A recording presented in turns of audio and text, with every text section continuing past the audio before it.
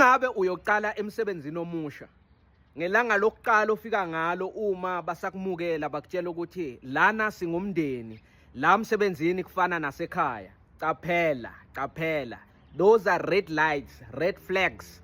Qaphela, akusindawo yokuthi ungahlala isikhathi eside kuloyo msebenzi.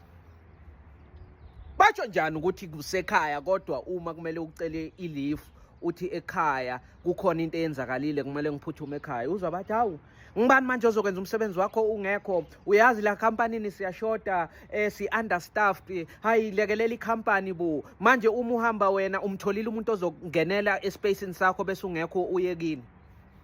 Kodwa ngelanga lokuqala we are a family. Enye into, uma ngenyanga yokuqala usebenzela le company entsha, uzwa abantu bakhala ngokuthi hey manje senimbuzile na ukuthi umphathi hawu ubuziwe ini? Mina ngazi ngizomcala ngokuthini. Hayi bonke bayasaba kumqonda, bambuze ukuthi kahle kahle imali yethu yomholi ingena nini. Uma usendaweni enjalo qala funa lapho ungaya khona, ngoba kunenkinga. Le nkinga le ayisolveki, ingathatha iminyaka 10 years. Abantu abasebenza lapha bayakutshela ukuthi hayi no, ilanga esalisayinela ukuthi sihola ngalo ilanga lokugcina enyangeni, aboyi-30 boyi-31, kodwa kunokwenzeka ukuthi imali uyithole enyangeni elandelayo ngaboyi-5 ngaboyi-4. Ilanga lokuhola kubhaliwe nje ephepheni for baka-Labour ukuthi babone, kodwa nje umhola ungeni ngesikhathi.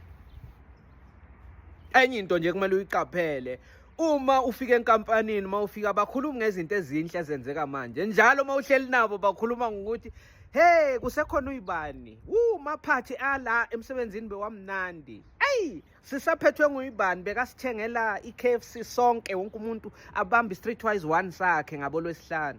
Hey ngonyaka ka 2000 bani, hey bekumnandi saphuma i-trip, hey bekumnandi. Hawu into eyenzeka manje kuze umuntu osokhuluma ngento ezinhle ezenzeka manje. Bakhuluma amabonus ukuthi yazi kuke kwaba right nje la msebenzini sathola amabonus. Angeke ngikhohlwe unyaka ka 2018 usathola amabonus. Hey ngabe emsebenzini la usebenza khona kumele uziphathele konke, yithishu, ushukela, yitiya, yikhofi. Kokubhlungu ngabe uya driver bese bathi zitholele eyakho i-parking spot.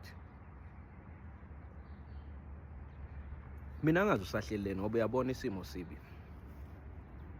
Kumele usitholele yakho i-parking spot, uyopaka la, hambe ngenyawo uye le. Uma ufuna ukupaka eduzane thola ukuthi iyabhadalelwa leyo parking, ithi company asingeni lapho uzoyibhadala wena leyo parking leyo, azange thina sithi thenga imoto.